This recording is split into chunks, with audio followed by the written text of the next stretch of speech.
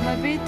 ეთერშია ჩვენი ყოველდღიური გადაცემა ფსიქოლოგის საათი თეა გოგოტიშვილთან ერთად, რომელსაც შეგიძლიათ უსმინოთ საქართველოს რადიოს ეთერში, უყუროთ საქართველოს პირველი არხის ვებგვერდზე 1tv.g, ასევე საქართველოს პირველი არხის YouTube და Facebook არხებზე და დაიმეგობროთ Facebook გვერდი ჩვენი გადაცემის სახელწოდებით ფსიქოლოგის საათი თეა გოგოტიშვილთან ერთად და მოგწეროთ აქვე თქვენთვის აქტუალური საკითხები. ჩვენი ტელეფონის ნომრები, როგორც ყოველთვის,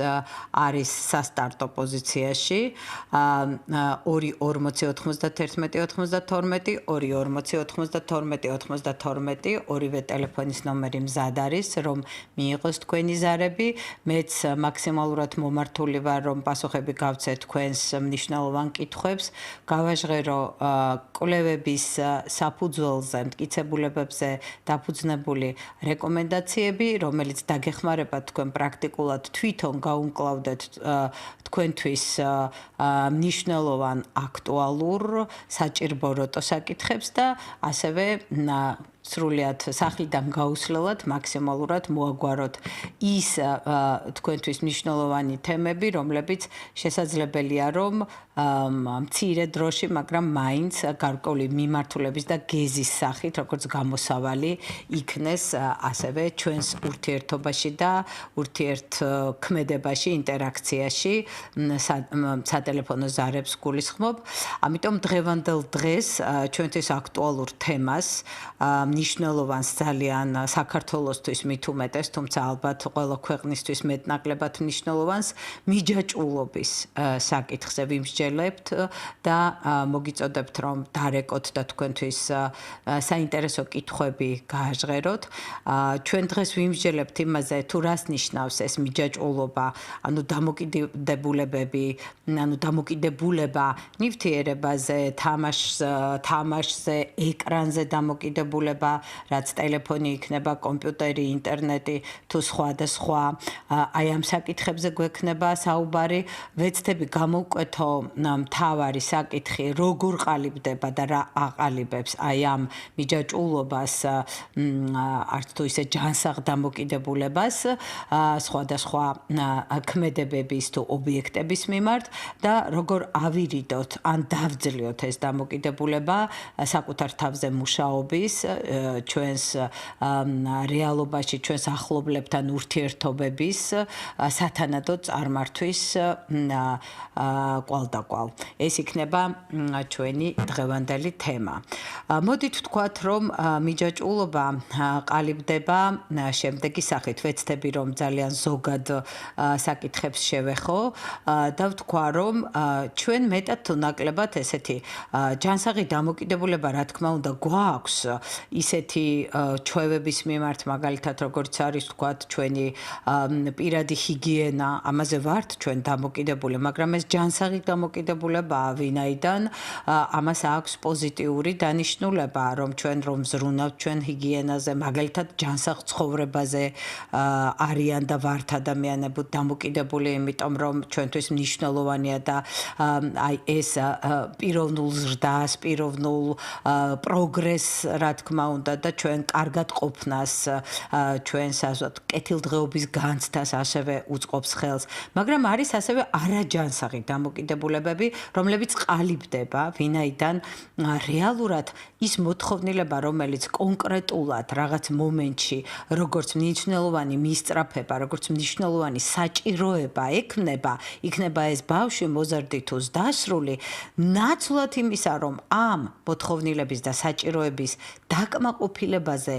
პირდაპირი, ასე ვთქვათ, უშუალო ნაბიჯების გადადგმა მოხდეს, გარკვეულად ხდება აი იული გზით ამ მოთხოვნილების დაკმაყოფილებისგან გაქცევა და რაღაც ისეთი ფორმის, ისეთი შინაარსის, ქმედებების განხორციელება, რომელიც ადამიანს მისცემს საშუალებას დაუძროს ამ მოთხოვნილებას, იმიტომ რომ არ არის იული ყოველთვის საჭიროების უზრუნველყოფა, არ არის იული მოთხოვნილების დაკმაყოფილებისთვის სათანადო ძალისხმევის მოხმობა და ნაბიჯების გადადგმა და ხშირად უფრო ისეთი მოვლითი გზებით გაიოლებას ცდილობს ადამიანი, კომფორტის ზონაში დარჩენას ამჯობინებს და ეს კომფორტის ზონიდან ვერ გამოსვლის პრობლემა ძალიან სერიოზულ სხვადასხვა სახის პრობლემებს გვიქმნის ჩვენ და აი ხშირად მოთხოვნილების დაკმაყოფილებისთვის საჭიროა გამოვიდეთ ამ კომფორტის ზონიდან და ვინაიდან რიგი ადამიანებისა და ხშირად ადამიანები გაურბიან აი ამ ენერგიის მობილიზაციას, ამ ნაბიჯების გადადგმას, ხდება ხოლმე შემოვლითი გზებით შეფარვა ამ მოთხოვნილების ასე ვთქვათ, ჩაფარცხვა და რაღაც სხვა სიამოვნებების უზრუნველყოფა, სხვა სიამოვნების მიღება და შემდგომში ის სიამოვნება ატყვევებს ადამიანს და თავის თავზე დამოკიდებულს ხდის. მაგალითად, კონტაქტის მოთხოვნილება, რომელიც ბავშვს ძალიან აქტიურად აქვს და ბუნებრივია, რომ რაც უფრო მცირეწლოვანია, მით უფრო მეტად ესაჭიროება მას თავის მშობელთან, მით უმეტეს 6 წლამდე ბავშვს თუ გავითვალისწინებთ, მშობელი არის მთავარი და მისი ასე ვთქვათ, აღზრდის გარემოცვა, აღზრდის გარემო, ესე რომ ვთქვათ, არის ყველაზე მნიშვნელოვანი, რომელიც აი ამ ინტერაქციის და კომუნიკაციის მოთხოვნილებას აკმაყოფილებს და თუ ხელმიუწვდომელია ეს ყველაზე მნიშვნელოვანი სხვა ამ დროს, რომელსაც აღმზრდელი და მშობელი ქვია, მაშინ ბავშვი გარბის მულტფილმებში, გარბის ტელეფონში, სადაც ადვილად ხელმისაწვდომია მისი ასაკისთვის საინტერესო, მომხიბლავი უпростоრეთ თამაშები, გარბის კომპიუტერში, იმიტომ რომ დღევანდელ თაობას, ახალგაზრდა თაობას, ბავშვებს აქვთ განსაკუთრებული ნიჭი ადვილად გაუგონ ამ гаджеტებს, ამ აპარატებს და ეკრანს აუღონ ადვილად ალღო და აი ამ კომუნიკაციის დეფიციტის ფონზე ხდება შემდგომში აი ამ მოთხოვნილების დაკმაყოფილება უფრო იავლი გზით. როგორც ხშირად მშობლები ამბობენ ხოლმე, რომ ბავშვი არ ჭამს საჭმელს, არ აქვს მადა, არ აქვს მოთხოვნილება და იმისთვის რომ ჭამოს და მიიღოს საკვები ჩვენ ვურთავთ ამ დროს ტელევიზორს და ბავშვი უყურებს ტელევიზორს, მოიხიბლება იქ კადრების ცვლილებით, მოიხიბლება იქ რაღაც თქვათ მისთვის შეიძლება საინტერესო სიუჟეტებით და მექანიკურად გააღებს პირს და ჩაყლაპავს იმას, რასაც მშობელი ამ დროს ჩაუდებს მას გადასაყლაპავად და ეს არის ის ფორმა, რომელიც ამ შემთხვევაში ბიძგს აძლევს იმას, რომ მან მექანიკურად მიიღოს, რაც მისი საჭიროება არის, ამ შემთხვევაში არის ფიზიოლოგიური საჭიროება საკვების მიღების, მექანიკურად მოხდეს ამის მიღება, რამდენად შეთვისება მოხდება ამის, ეს კიდევ სხვა საკითხია და ფსიქოლოგიურად ეს შეთვისება, ანუ აკომოდაცია და დიფერენციაცია, ანუ გამოყოფა იმისა, რაც არ ჭირდება ორგანიზმს, ფსიქოლოგიურად ძალიან მნიშვნელოვანი ცნებებია და ბავშვი ეჩვევა ამას ძალიან ადრეული ბავშვობიდან, რომ ის მექანიკურად იღებს რაღაცეებს და საერთოდ ასე ვთქვათ, მისი ორგანიზმული მგრძნობიარობა ამ დროს, მგრძნობელობა უпростоრეთ ამ დროს არის რაღაცა ჩლუნგდება კიდევ უფრო მეტად და მშობლის ეს არგუმენტი, რომ აბა რა ვქნა, როცა მას ჭამა არ სურს, ეს აბსოლუტურად არასწორი მიდგომა არის, იქ საჭიროა სხვა საკითხებზე ყურადღების გამახვილება. მე დღეს შევეხები ძირითადად განვაზოგადებ აი ამ ადიქციების, მიჯაჭვულობების, ანუ არაჯანსაღი დამოკიდებულებების საკითხებს და მე ჩვენ გვაქვს, რა თქმა უნდა, წინ დღეები, რომლებსაც ცალ-ცალკე ადიქციებზე მექნება დრო და დრო გადაცემა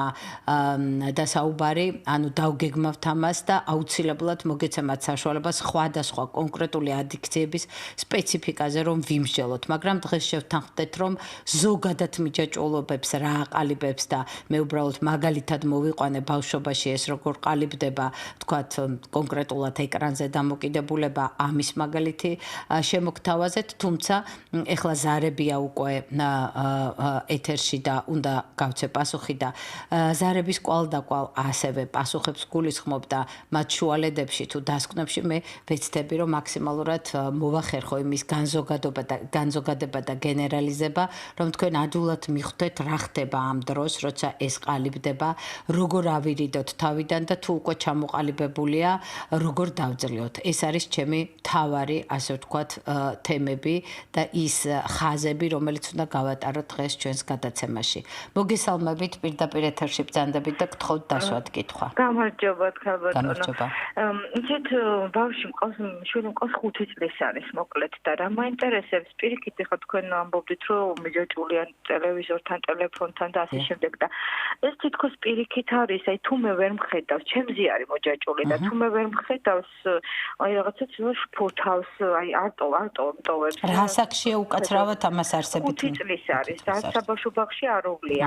და აი რომ გავიყვანო, არც მეგობრები არ ყავს დიდათ, აი რაღაც რო ვერ ეყოლება 5 წლის ასაკში მეგობრები, ისეთი როგორც რეალურად მეგობრობას რაც ეხება. და აი რომ გავიყვანო შეთა გარეთ ეზოშიც, აი არ თამაშობს ისე, რომ თვალსახედვებს არ მომაცილოს, ანუ სულ ცდილობს, რომ აი ჩემთან იყოს რა, ახლოს ვერ ერთვება ან ბავშვებთან და რას მიჩეს რა გავაკეთო აი არ ვიცი. კი ბატონო, მადლობ ძარისთვის. საქმე იმაშია, რომ ყველა სტადიას აქვს თავის სპეციფიკა, განვითარების სტადიას გულისხმობ და როდესაც თქვენ ამბობთ, რომ 5 წლის ბავშვი თქვენზეა მოჯაჭული, ზუსტადაც უნდა ვთქვათ, რომ 3-დან 5 წლამდე არის სწორედ დედასთან მიჯაჭულობის პერიოდის დაძლევის ხანა. ეს სტადია არის. და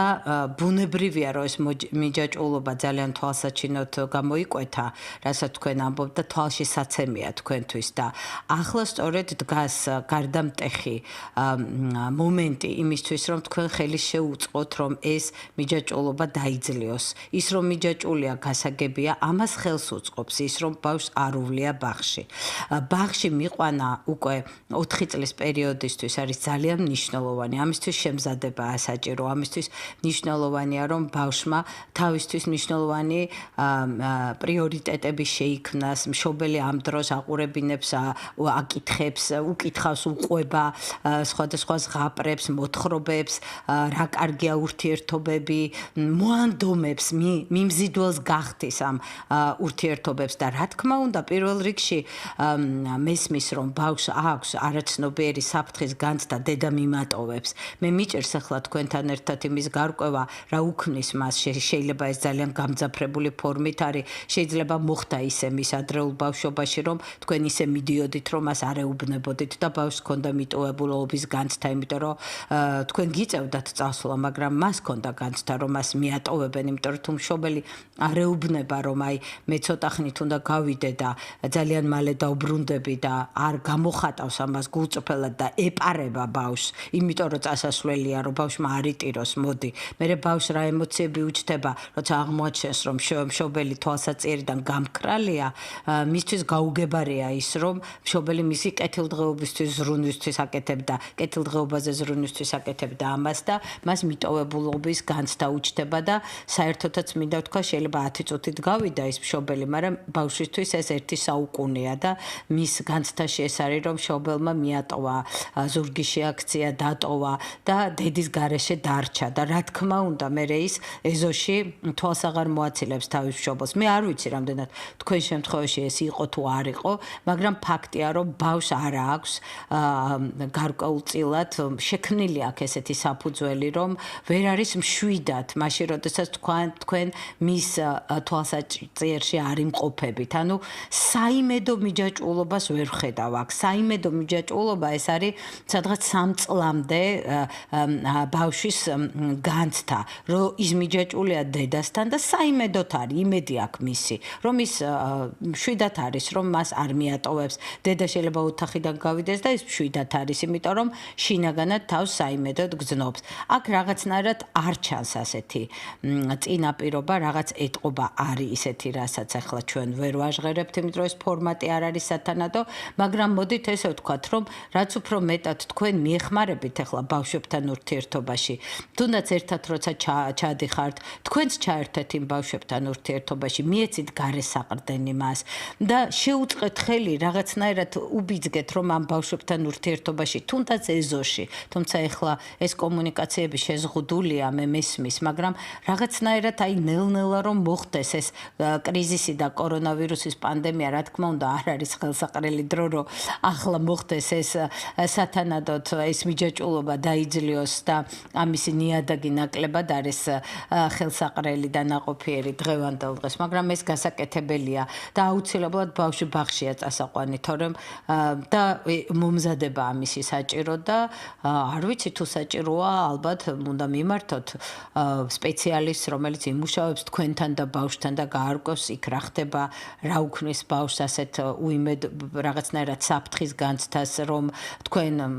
აღქმის არიდან არ უნდა რომ გაგიშვენ და თვალსაწიერი და მზერასაც არ გაცილებთ და რა თქმა უნდა ხელშეწყობა მომზადება რომ ბავშვი ჩაერთოს ბაღის სიტუაციაში ეს აუცილებლად გასავლელია, სხვანაირად მას გაუჭირდება მერე სკოლაში ადაპტაცია. კი ბატონო, ანუ ბავშვმა, ეხლა რაც თქვენ ზარი განახორციელეთ, ბავშვმა უნდა მოახერხოს 5-დან 6 წლამდე მშობელთან მიჯაჭვულობის 3-დან 5 წლამდე მშობელთან დედასთან კონკრეტულად მიჯაჭვულობის დაძლევა და ეს საკმაოდ მძიმე პერიოდია, პირველ კრიზისს და პირველ გარდატეხის პერიოდსაც უწოდებთ ჩვენ ამას ფსიქოლოგიაში და ხელშეწყობა არის საჭირო და მშობელი ამ დროს როგორ ურთიერთობაში, ალბათ ეს ცალკე ერთი გადაცემის თემაა და მადლობთ ამ ზარისთვის, მე ჩავინიშნებ ამას, რომ უფრო მეტი ყურადღება დაუთმო. ახლა ჩვენ რომ კონკრეტულად 3-დან 6 წლამდე ბავშვის განვითარების ამ ეტაპს დაუთმოთ, რეალურად დაგვრჩება მიჯაჭვულობის ის ზოგადი კანონზომიერებები ყურადღების მიღმა, რაზედაც დღეს მაქვს გეგმაში, რომ ჩვენ გავამახვილოთ ყურადღება. კვლავ ზარია ეთერში ახლა მივესალმები ჩვენს აუდიტორიას და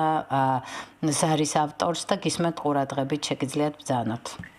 გამარჯობა, გამარჯობა.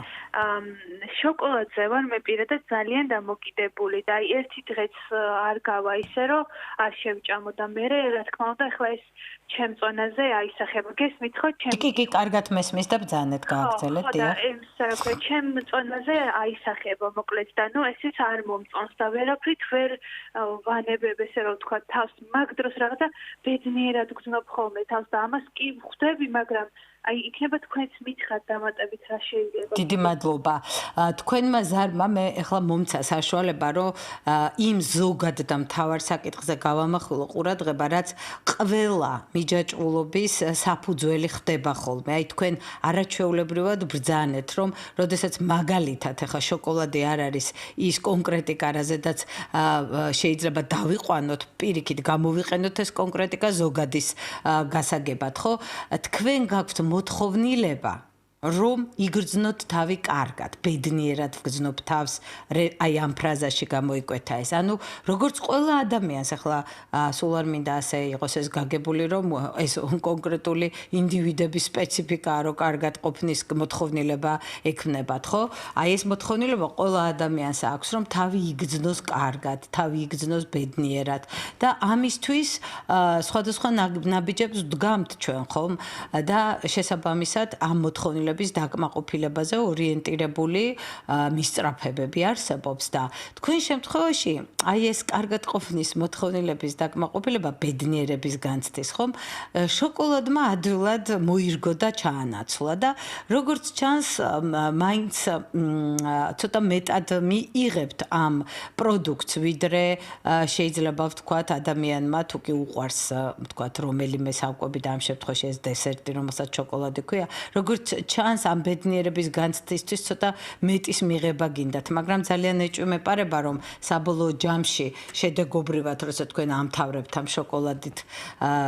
პირის ჩატკბარუნებას, შედეგად ბედნიერად გრძნობდეთ თავს, პროცესში უფრო იქნებით თქვენ ამ სიტყვას რომ აგემოვნებთ, თორე შედეგად აშკარა არის, არ დარეკავდით, ისე უკმაყოფილება გეუფლებათ, რომ თქვენ ფაქტიურად კარგად ყოფნისთვის იმას აკეთებთ, რაც პირიქით თქვენზე უარყოფითად აისახება წონის მატებას დოზას გულისხმობ. მოდი პირველ რიგში ვთქვათ პრაქტიკულად, რომ ეცადეთ დააკლოთ დოზა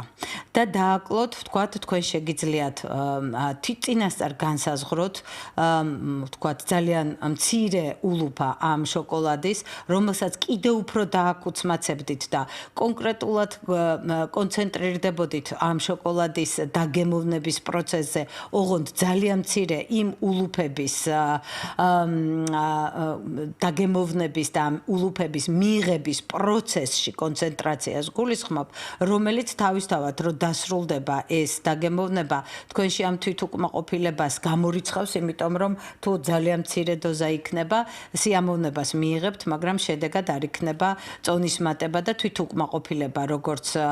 დისკომფორტი და უსიამოვნო ემოცია არიდებული გექნებათ თავიდან. ეს პირველი და ყველაზე ვიტყოდი ესეთი ტექნიკური საკითხია. მეორე, რაც მნიშვნელოვანია, რომ ეცადეთ, რომ შოკოლადის ანაბარა არ დაიტოვოთ თქვენი თავი, რომ თქვენ ბედნიერების განცდის მომგვრელი უამრავი რამ შეიძლება იპოვოთ და გესაჭიროებათ ამის პოვნა თუ არ ეძებთ, იმიტომ რომ თუ კი შოკოლადზე დაიყვანეთ, ფაქტიურად განწირული ხართ, რომ თქვენ ამას ვერ აირიდებთ, იმიტომ რომ ჭირდება ადამიანს ბედნიერების განცდა და ხა შოკოლადით თუ განახორციელა და იმ პროცესის ტკბობით შემოიზღუდა, რაზედაც თქვენ საუბრობთ, რა თქმა უნდა, მიჯაჭვულობაც გარდაუვალია, ხო? ამიტომ მოდით ვეცადოთ, რომ თქვენ ეძებოთ ახლა დღეიდან და ვარიანტები მოსინჯოთ, იმიტომ რომ ეს მცდელობების პროცესში შეიძლება მხოლოდ იქნას მიგნებული და ახალი ბრჭყალებში სხვა შოკოლადების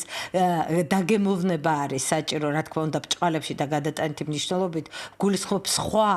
სიხარულის და ბედნიერების მომგვრელი აქტივობები ვიგულისხმე ამ ტერმინში, ხო, რომელიც თქვენ უნდა მოსინჯოთ, რომელიც ეცადოთ უნდა და რა თქმა უნდა ეს ყველაფერი თქვენთვის მნიშვნელოვან რაღაც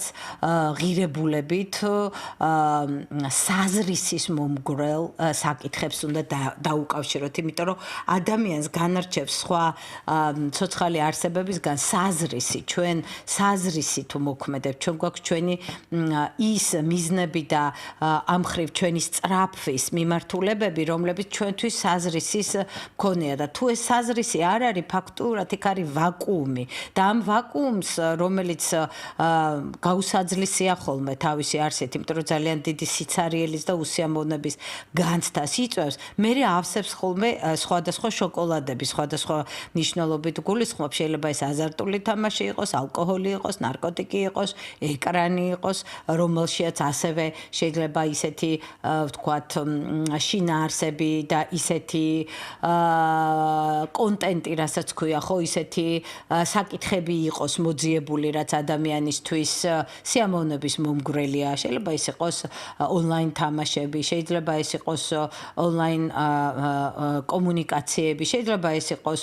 სხვადასხვა ვირტუალური აქტივობები, ახლა არ გავამახვილებ ყურადღებას, თუმცა კი ვიტყვი რატომაც არა, რომ ხშირად ადამიანი თავის ფიზიოლოგიურ მოთხოვნილებასაც კი ანაცვლებს დღევანდელ დღეს ამ მარტივი ფორმით, აი ამ ფიზიკური მოთხოვნილების, რომელიც არის სქესობრივი მოთხოვნილება, ამის ბუნებრივად დაკმაყოფილების, მაგრამ ვირტუალურ, ასე ვთქვათ, დაკმაყოფილებას მიმართავს, რაც დღეს ინტერნეტში საკმაოდ ადვილად მოპოვებადია. ამიტომ ეს გზები, რომელიც სინამდვილეში მოთხოვნილების დაკმაყოფილებაზე კი არა, სინამდვილეში ამის გადაფარვაზეა ორიენტირებული და გარკვეულწილად ვიტყვი ამ სიტყვას, თავის მოტყუების საშუალება. თქვენ ისევე ვერ იქნებით შოკოლადით ბედნიერი, როგორც ვთქვათ, ვირტუალური სექსით ვერ იქნება კმაყოფილი საბოლოო ჯამში ადამიანი, იმიტომ რომ აქ მას ჭირდება სხვა ურთიერთობა და სხვა ადამიანური და სულიერი სიახლოვე ფიზიკურის გარდა, რომელიც აქ ბუნებრივია, გამოცლილია და რესურსის არ მქონია თავისი არსით, ხო? ამიტომ ეს ნებისმიერი მიჯაჭვულობა არის თავისთავად თავის მოტყუების საშუალება და სუროგატული გზა იმ სიამოვნების მიღებისა, რასაც ბედნიერების განცდაც მოაქვს თავისთავად და ჩვენ გვჭირდება რომ ნამდვილი და ბუნებრივი მოვძებნოთ, თუმცა როგორ მოვახერხოთ, რომ ეს გავაკეთოთ, ამაზე კიდევ პრაქტიკულად გვექნება დღეს მსჯელობის შესაძლებლობა. კვლავ ზარია ეთერში და უნდა გავახმოვანოთ ჩვენი ტელეფონის ნომრები 249 249 მოგესალმებით, ბრძანეთ, ყურადღებით გისმენთ. საღამო მშვიდობის. დიახ. გილოცავთ მოგვიანებით საქართველოს რადიოს დღეს. თქვენც ასევე. თქვენ როგორც ერთგულ მსმენელს ასევე უნდა მოგილოცოთ ეს მნიშვნელოვანი. დიდი მადლობა. დიახ. ხალბატონო თია ამ თემისთვის, რა თქმა უნდა და მოლოცვისთვინაც. მე მაინტერესებს. დიახ. აი ეს ბავშვები, რომელიც მიჯაჭულნი არიან. ძიძებზე, როგორ გამოდიან, რა მდგომარეობიდან, ასევე კომპიუტერებზე და ასევე უდედმამო ბავშვები, რომელიც მიჯაჭული არიან სხვაზე, აი მათი ფსიქოლოგია მაინტერესებს. როგორ გამოდიან ამ მდგომარეობიდან? კი ბატონო. მოდით ესე ვთქვათ, რომ თუ კი დედა და მამა, ანუ ბიოლოგიური მშობლები ხელმიუწვდომელია ამა თუ იმ მიზეზის გამო, რა თქმა უნდა, უმჯობესია ეს საიმედო მიჯაჭულობა განხორციელდეს რომელიმე სხვა მზრუნველ ადამიანზე. იქნება ეს ძიძა, იქნება ეს ბებია, იქნება ეს თუნდაც ბავშვთა სახლის აღმზრდელი, იმიტომ რომ ბუნებრივად მოთხოვნილება ბავშვს მცირეწლოვან ასაკში 6 წლამდე პერიოდში, სწორედაც აი ამ მის მზრუნველზე მნიშვნელოვან სხვაზე იყოს მიჯაჭვული, თუმცა როგორც აღნიშნე 3-დან 6 წლამდე ეს ნელ-ნელა უნდა დაიძლიოს აუცილებლად და საკუთარი შემიძლიას ამ რესურსების აქტივაცია ხდება შინაგანი საყრდენის განცდის საფუძველი. მერე 6 წლის ასაკში უკვე, რა თქმა უნდა, სოციალიზაცია იწყება და სკოლა და მასწავლებელი და სკოლის სასკოლო და კლასელებთან ურთიერთობები ხდება ჩამანაცვლებელი თქვენ კითხვადასვით როგორ გამოდის. თავისთავად ხდება ეს პროცესია, იმიტომ რომ თითოეულ ასაკს აქვს თავისი ფონი, თავისი, ასე ვთქვათ, პიროვნული განვითარების სივრცე და ის ველი, რომელშიაც ადამიანი ავითარებს თავის პიროვნულ უნარებს და ამ შემთხვევაში დაწყებითი კლასები, სწორედაც ბავშვებთან და მასწავლებლებთან ურთიერთობის შესანიშნავი შესაძლებლობის მომცემია. მერე გარდატეხის ასაკი მოდის უკვე დღევანდელი აკსელერაციის პირობებში 10-11 წლიდან რომ იწყება და რა თქმა უნდა თანატოლები ხდებიან ყველაზე მნიშვნელოვანი ამ შემთხვევაში ობიექტები, ვიზედაც მომართულია მოზარდი და ამიტომ ეს თავისუფლად ხდება თუ კი იქ რაღაც ფიქსაცია სხვანაირად ყოფით ენაზე რო თქვა ჩაციკლა არ ხდება, ხო? თუმცა რაღაც ვითარებები ნახეთ უსაფრთხოება, რომელიც ასევე ადამიანის ეს საბაზისო მოთხოვნილება მარტო ადამიანის არა ყველა ცოცხალი ორგანიზმის თუ ეს უსაფრთხოების მოთხოვნილება არ არის დაკმაყოფილებული, მაშინ ამ ფიქსაციის რეალური მიზეზები და წინაპირობები იჩენს თავს და თუ ეს ადამიანი და ბავშვი ამ შემთხვევაში უსაფრთხოდ გრძობს თავს და არაფერი პათოგენური ამ მხრივ მის აღზრდის გარემოში არ ფიგურირებს, რომ ეს დაფიქსირდეს და საფრთხის მომგვრელი რაღაცა ემოციები არ გაუფიქსიროს მას, მაშინ თავისთავად ბუნებრივად ხდება ამ სტადიებზე გადასვლა, ასე რომ ეს ასე ხდება. რაც შეეხება, თქვათ, ამიტომაც ხო აქვე უნდა ვთქვა, რომ საიმედო მიჯაჭვულობა და საერთოდ მშობელზე მიჯაჭვულობა 3 წლამდე პერიოდში არის ძალიან ბუნებრივი და კარგია იყოს ეს არ არის ბიოლოგიური მშობელი და სხვა იყოს მზრუნველი. ეს გარესაყრდენი ძალიან დიდად უქმნის სწორედ ამ უსაფრთხოების განცდას ადამიანს, რაზედაც მე ამ შემთხვევაში მსჯელობდი. უკვე 3 წლიდან ნელ-ნელა ეს უნდა შესუსტდეს, როგორც უკვე მოგახსენეთ და 6 წლისთვის, როცა სასკოლო პერიოდი დგება, თავისთავად სოციალიზაცია იქნება ის, რომელიც აქედან გამომყვანი და გადამრთველი იქნება, რაც მიკროსოციალურ გარემოს უფრო მაკრო სივრცედ გადააქცევს. კлау ზარი არის ეთერში. შეგახსენებ ტელეფონის ნომრებს 240 91 92 240 92 გისმენთ ყურადღებით. გთხოვთ დასვათ კითხვა. გამარჯობა. ესეთი შეკითხვა მაქვს თუ შეიძლება. რა ამ კარანტინის პერიოდი რაც იყო, სულ სტრეს ალკოჰოლის ვიბრძოდი ხოლმე. და ეხლა ვამჩნევ, რომ თითქოს აი დამოკიდებულებასავით გამიჩნდა, ანუ ძალიან ხშირად ვეტანები ხოლმე შეიძლება ითქვას, ალკოჰოლს და იქნებ მირჩიოთ რაიმე რა შეიძლება რომ გავაკეთო ამ სიტუაციაში. დიდი მადლობა ამ ზარისთვის. კიდევ ერთი დასტური იმისა, რაზედაც მსჯელობდით და ვამბობდით მთავარი, რაც იწვევს დამოკიდებულებას და მიჯაჭვულობას ამ გაგებით, ეს არის მოთხოვნილება, რომელსაც ჭირდება და დაკმაყოფილება და გარკვეულად ჩანაცვლება ხდება ამ დაკმაყოფილების რაღაცა სხვა სუროგატული საშუალებით, ხო? თქვენ ბრძანეთ, რომ კორონავირუსის პერიოდში გარკვეულად სტრესულად იგულისხმება, ანუ შინაგანად ემოციურად გაუწონასწორებლად გზნობდით თავს და ამიტომ ალკოჰოლს იხმარდით, რომ ეს შინაგანი ალბათ შფოთვა იყო, გარკვეული ასე ვთქვათ საფრთხის განცდები იყო, რომ ამითი ცდილობდით ჩაგეხშოთ პირდაპირ გაგებით, აი ჩაგეძირათ ესე ვიტყოდი, ხო? ამ სითხეს ესახა დაალევს და ჩაძირავს ამას, ესე კარგად ჩაახშობს. ხო, აი ამ გზით ცდილობდით ამ მოთხოვნილების დაკმაყოფილებას და თავისთავად ხო ხვდებით, რომ ეს ის გზა არის, რომელიც იმის გამო, რომ შფოთვა იქნება ეს თუ საფრთხის განცდა, მას ჭირდება დაძლევა, არა ჩახშობა, არამედ მას გადაღეჭვა, მონელება ესაჭიროება, ადამიანს ჭირდება, რომ პირველ რიგში იგრძნოს ის, რაც მას უქმნის ამ საფრთხეს და თავისი რესურსები გააქტიუროს ამ საფრთხის დასაძლევად და ჩვენ გქონია ამაზე საუბარი, რომ ადამიანს ჭირდება საკუთარი მეშემიძლიას და რაც შემიძლია იმ რესურსების მომართვა, მოქოქვა, ასე ვიხმარ კიდევ ამ სიტყვას, რომ კიდევ უკეთესად გამოვხატო, რას გულისხმობ, იმის დასაძლევა და იმის გადასაჭრელად, რაც მას უქმნის ამ შემთხვევაში საფრთხის განცდას. მე ხშირად გამიგია ადამიანებისგან, რომ მე მეშინია, რომ მექნება აი ეს პანიკური შეგრძნება, რომელიც ძალიან ძნელად გასაძლები ხდება და ნახეთ რა ხდება იმის მაგერად, რომ ადამიანი მოემზადოს იმისთვის, რომ მან მოახერხოს ამასთან შეხება, ამის თვალის გასწორება, ამ პანიკური შეგრძნების მართვისთვის იყოს მზაობაში და ეცადოს ყოველ ჯერზე არ დაყაროს ფარხმალი, არ გაიქცეს, არ გადაყლაპოს ალკოჰოლი, არ გადაყლაპოს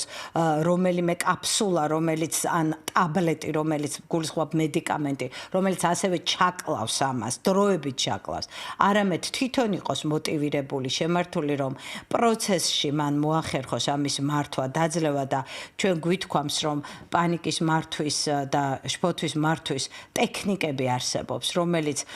ის, ვინც ამას არიზარებს, ვინც მშიშრულად და მხდალად არ მიუდგება ამას, არამედ შინაგანი, ასე ვთქვათ, ძალისხმევით და შინაგანი, ასე ვთქვათ, მონდომებით თამამნაბიჯებს დგავს და მცდელობებს არ ზოგავს იმისათვის, რომ შეეხოს ამას და დაჰყოს ამ პანიკასთან ერთად და თვალში გაუყაროს ამ პანიკას, ისუნთქოს ამ დროს, მოადუნოს სხეული და იქონიოს თავისთავთან დიალოგი, რა არის ეს პანიკა, რაში მაშინებს ეს, რა საფრთხეებს მიქმნის ამ წუთში და დაანახოს თავისთავს, რომ რეალურად ამ პანიკის თუ ამ შემთხვევაში შფოთვის რეალური საბაბი არ არსებობს. ეს არის მომავალში რაღაც ფანტაზიურ სცენარებთან შეხებაში მოსვლა, რომელსაც ამ წუთს არანაირი, ასე ვთქვათ, ადგილი არ აქვს და როცა ადამიანი ამ ტექნიკას ფლობს და ის არ იშურებს თავის რესურსებს, რომ შეეხოს ამას და როდესაც ის ნამდვილად ცდილობს ის დაძლიოს, რაც ამ შემთხვევაში ფანტაზიებისკენ მიაქანებს და აქ და ამჟამად ამყოფოს თავის შეგრძნებებთან, ამაზე ვარჯიშობს, მაშინ ეს ადვილად დაძლევადია და იქ სადაც ხდება სუროგატებზე გადართვის და იოლი გზებით რაღაცნაირად მოთხოვნილებების ჩაფარცხვის ასეთი ტენდენცია სადაც არის, იქ თავისთავად არის ეს საფრთხე, რომ განვითარდეს მიჯაჭვულობა. რატო ვამბობ ასე მძაფარი ტერმინოლოგიით, რატომ უსვამ ამას ხაზს? იმიტომ რომ ადამიანმა როცა იცის კარგად ვცდილობდათ რას აკეთებს და მეც ვცდილობ ახლა რომ მაქსიმალურად ნათელი მოვფინო იმას რა ხდება ამ დროს ადამიანის ფსიქიკაში და მის ქმედებაში, როდესაც ის ემალება იმას, რაც მისი გასამკლავებელია და ცდილობს, რაც მისი დასაკმაყოფილებელია და ცდილობს ჩაფარცხოს ან რაღაცა სუროგატებით დაიკმაყოფილოს ის, რაც რეალურად ბუნებრივად მისი შინაგანი სწრაფვის, ასე ვთქვათ და მოთხოვნილების სახით არსებობს, როგორც კი ამას იგებს ადამიანი, ის თავისუფალი ხდება არჩევანთან. თავის არჩევანთან, თავისუფალი ნევის გამოხატვასთან, აი ასეთ რეალობასთან მიდის და ის ირჩევს გააგრძელოს ეს, რაც მისთვის საზიანოა, თუ ის ირჩევს რაღაც სხვა ამოსინჯოს, რაღაც სხვა ალტერნატივები ეძებოს და ეს არის ცდა, რომელიც ქართულ ენაში ცდაბედის მონახევრიას პრინციპს გულისხმობს, ოღონდ ეს ერთი ცდა არ არის, ეს არის მცდელობები, რომელშიაც ადამიანი ჩაერთვება თავისი პირადი თავისუფალი არჩევანის გაკეთების, თავისი ნების გამოხატვისა და გამომჟღავნების შედეგად. ამიტომ ჩვენ უნდა ვიცოდეთ და ძალიან მნიშვნელოვანია სწორედ ეს ცოდნა საკუთარი თავის შესახებ, ანუ ცნობიერების გააქტიურება, სხვანაირად რასაც ფსიქოლოგიაში აი ეს ცნება გულისხმობს და როდესაც ჩვენი ცნობიერება არის აქტივში, როდესაც ჩვენი ცნობიერება მუდმივად ცდილობს შეეხოს იმას, რაც მოცემულ მომენტში არის აქტუალობა, რა შეგრძნება არის ამის ამოცნობას, ამის ცხადად განცდას, ამისთვის სახელის დარქმევას და ამის აღწერას ცდილობს. ახლა ეს ტექნიკური ძალიან კარგი სავარჯიშოები, რომელიც თქვენ მოგეხმარებათ, რომ დაძლევთ ეს ადიქციები, ეს არის რომ დაარჩეთ თქვენ მოთხოვნილებასთან. არ გაიქცეთ არ ეტაკოთ ეკრანს, არ გააქანოთ პირის ღრუსკენ შოკოლადი, არ დაისხათ სასწრაფოდ ალკოჰოლი და არ გადაყლურწოთ ეს სითხე. არამედ გაჩერდეთ და იყოთ ამ მოთხოვნილებასთან და შეეხოთ მას, კონცენტრირდეთ უნდა ამ მოთხოვნილებასთან და რაც შეიძლება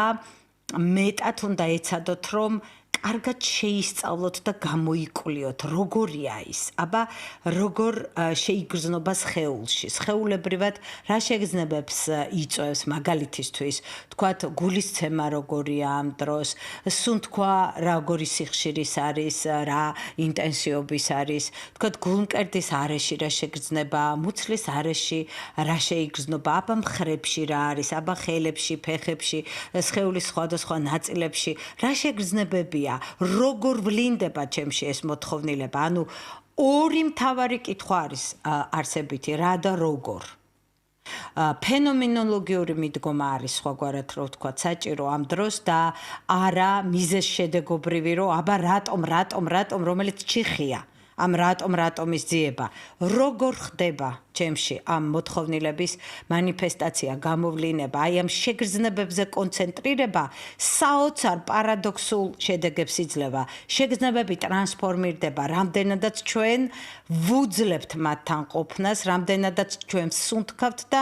ამ შეგრძნებების მონიტორინგს, სკანირებას ვახდენთ. მთელი ცნობიერების შუქი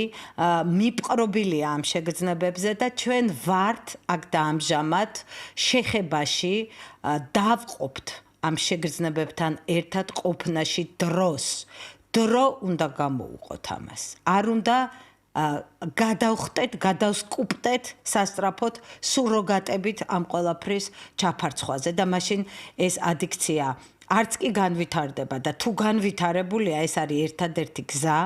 ტექნიკური საშუალება, რომ ეს ადიქცია, ეს მიჯაჭვულობა, ეს რაღაცაზე დამოკიდებულება თანდათან დაიძლოს. ადამიანი მოწოდებულია თვითონ თავისი არჩევანით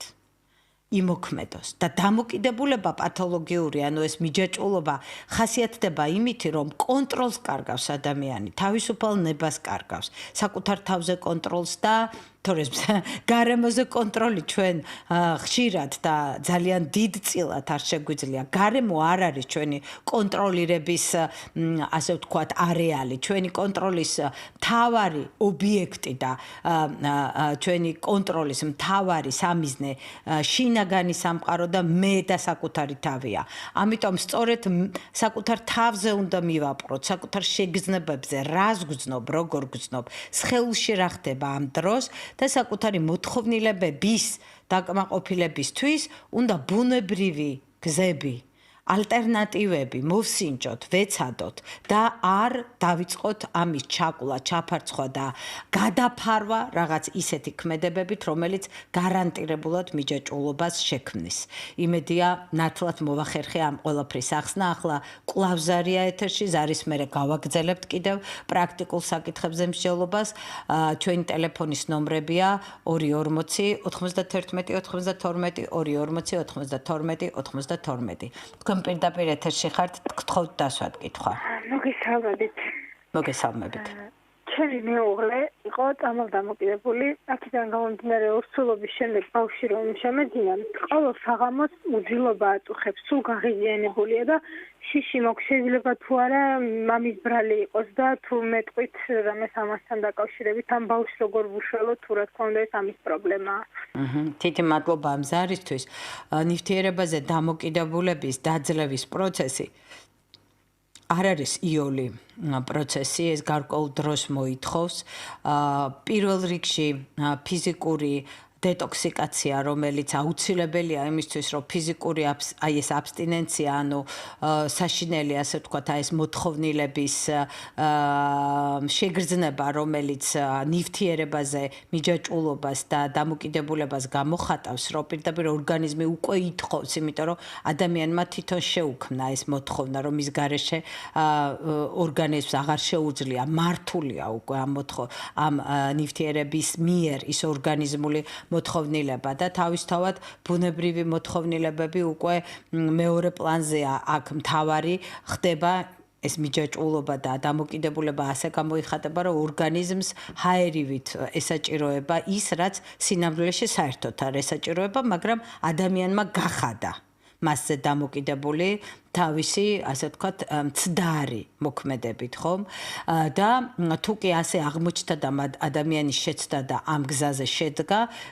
სწორედად დეტოქსიკაცია, ანუ ორგანიზმის გაწმენდა და ამ ფიზიკური დამოკიდებულების მოხსნა არის ძალიან მნიშვნელოვანი და ამისთვის არსებობს სპეციალური ნარკოლოგიური კლინიკები, რომელიც ასევე აუცილებელი, მაგრამ არასაკმარისი პირობაა, იმიტომ რომ ფსიქოლოგიური მიჯაჭვულობა ძალიან რთული დასაძლევია და ამისთვის ძალიან მნიშვნელოვანია ხშირ შემთხვევაში პარალელურად მედიკამენტური მკურნალობა, იმიტომ რომ დღევანდელ რეალობაში განსაკუთრებით ორმაგი დიაგნოზები, ფსიქიკური დარღვევები ასევე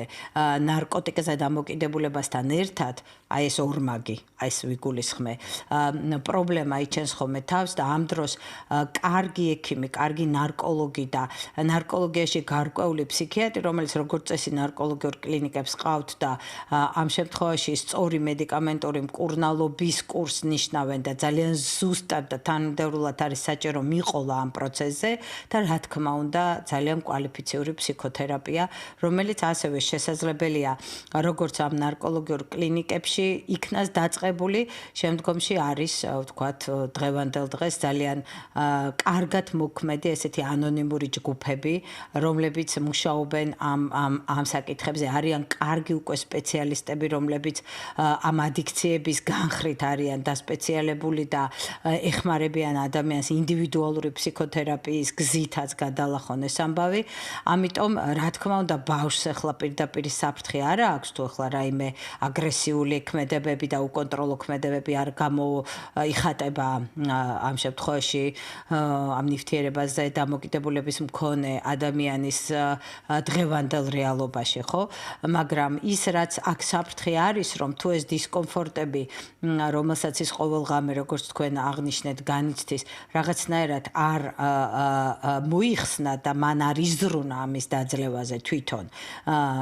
და როცა ნივთიერებით არის ეს გამოწვეული აუცილებლად საჭიროა სწორი მედიკამენტური მკურნალობა პლუს კარგი ფსიქოლოგიური მუშაობა ფსიქოთერაპია და ეს აუცილებლად იქნება შედეგის მომტანი და ამის გვერდის ავლა და იმის თქმა რომ აი მოდი მე თვითონ გაუმკლავდები ეს ასე იოლი არ არის იმიტომ რომ ეს ნივთიერებები იმდენად უარყოფით ზეგავლენას ახდენს ხოლმე და კვალს ტოვებს ორგანიზმზე რომ მარტო საკუთარი ფსიქოფიზიკური რესურსებით ამასთან გამკლავება როგორც წესი ნაკლებად არის ხოლმე შესაძლებელი. კვლავ ზარი არის ეთერში კი ბატონო, მაშინ მე ვეცდები რომ გავაგრძელო და ვისაუბრო, იმიტომ რომ სულ ცოტა დრო გრჩება ახლა უკვე 5 წუთი და უკვე ახალი ამბები შემოვა ეთერში და რა სწრაფად გარბის დრო, როდესაც ძალიან მნიშვნელოვან საკითხზე ხდება მსჯელობა და დისკუსიის წარმართვა და უნდა ესე იგი მთავარი საკითხი, რაზედაც უკვე გავამახვილე ყურადღება, რომ ეს ადიქცია თავისთავად, ანუ ეს დამოკიდებულება და მიჯაჭვულობა სხვადასხვა საკითხებზე, აი ამ ბუნებრივი მოთხოვნილების გვერდის აქცევით და გარკვეულად თავის მოტყუების ისეთი მანევრირებით bis შედეგად ყალიბდება, რომელიც არის მაგალითად კომუნიკაციის მოთხოვნილების დაკმაყოფილების მაგივრად ვთქვათ, გადართვა ეკრანის მეშვეობით ამ კომუნიკაციის დაკმაყოფილებაზე, მაგალითისთვის რო ვთქვათ, ბედნიერების და სიხარულის განცდისათვის კონკრეტული ნივთიერებების მოხმარება, მათ შორის შოკოლადის, რომელშიაც ჩვენ ვიცით, რომ ეს გლუკოზა და ტკბილეული, ასევე სეროტონინის გამომუშავების თავის ტვინში იმ ჰორმონების გამოყოფის საშუალებას იძლევა, რომელიც პირდაპირ ბედნიერების ჰორმონებად არის წოდებული, ეს ენდორფინები, აი ასეთი სახელდებით არის ცნობილი და სწორედაც, როდესაც ვერ ხერხდება სხვა გზით ამის განხორციელება, მათ შორის კვებაზე და კვებითი დამოკიდებულებები, რომელზედაც ასევე იმედია მექნება ცალკე გადაცემა, არის ამის გამოხატულება, რომ ადამიანი, ვთქვათ, შეიძლება მარტო გრძნობდეს თავს, შეიძლება საკუთარი თავით იყოს უკმაყოფილო, შეიძლება რაღაც წარუმატებლობა და ამ შემთხვევაში განსაცდელში არის, რომელსაც ჭირდება გადალახვა, რომელსაც ჭირდება თუნდაც შეხება, ამასთან ერთად ყოფნა და ამ შეხებით და ამის ცხად გრძნობით და ამის ძალიან კარგად დაკვირვებით და ამაზე საკუთარი რესურსების მაქსიმალურად გააქტიურებით და საკუთარი შესაძლებლობების ამის სამსახურში ჩაყენებით უფრო მეტად და ბუნებრივად ხდება, რა თქმა უნდა, ამ სირთულეების დაძლევა, ვიდრე ვთქვათ,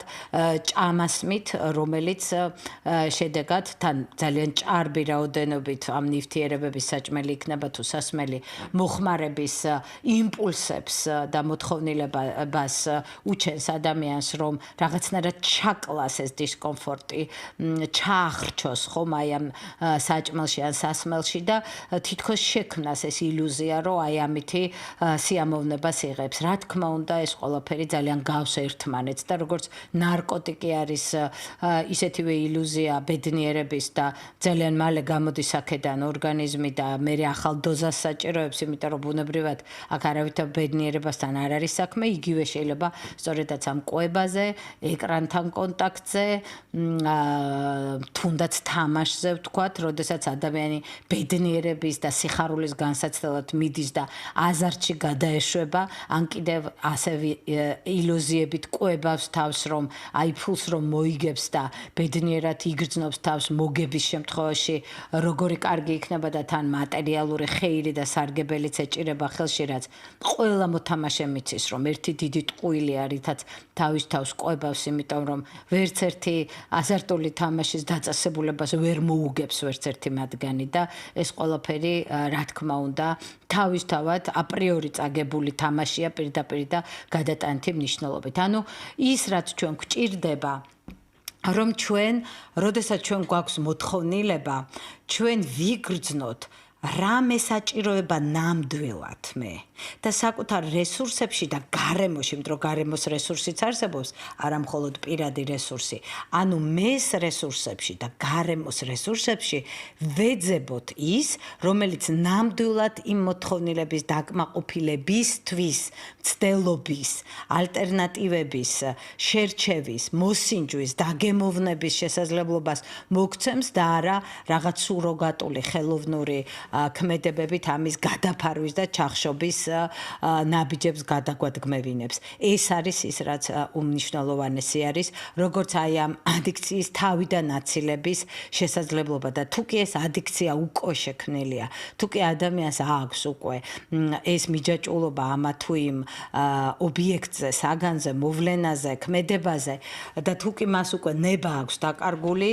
და ვერც კი ახერხებს საკუთარ თავზე იმ მუშაობის განხორციელებას, რომელზედაც ახლა ძალიან ვეცადე, რომ თქვენი ყურადღება მიმეპყრო და გამემახვილებინა, პირველ რიგში ეცადეთ და არ დაყაროთ ფარხმალი, ეცადეთ რომ ეს ყველაფერი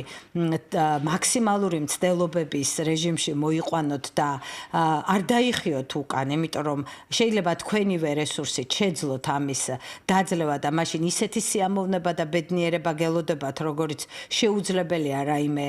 სხვა გზით იქნას მოპოვებული, როდესაც სირთულის დაძლევის შედეგად სიხარული და სიამოვნება არის სრულიად საოცარი ბედნიერების განცდა და ვისაც ეს განგიცდიათ სირთულის დაძლევით დაეყრდენით ამას და გადადგით ეს ნაბიჯები და თუ კი გძნობთ რომ უკვე თქვენი თავი თქვენ არ გეკუთვნით, მას